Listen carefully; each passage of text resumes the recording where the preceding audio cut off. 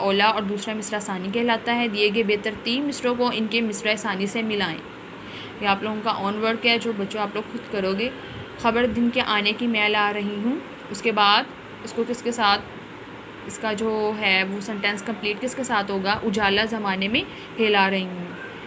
अज़ां पर अज़ां मुर्ग देने लगा है, खुशी से हर एक जानवर बोलता है। हुई मुझसे रौनक पहाड़ और बन में, हर एक मुल्क में, देश में और वतन में।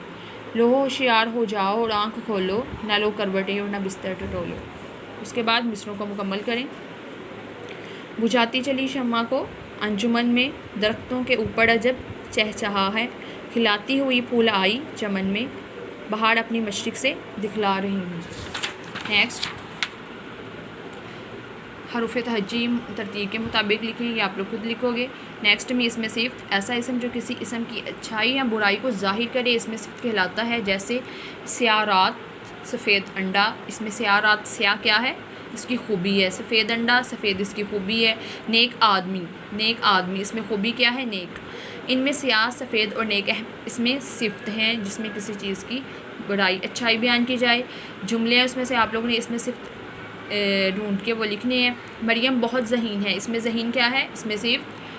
ध्यान से चलो रात अंधेरी है, अंधेरी रात इसमें क्या है, इसमें सिर्फ। तुलबा मेहनती हैं, मेहनती क्या है, सिर्फ। नवीश शरारती है, शरारती क्या है, इसमें सिर्फ। या आप आज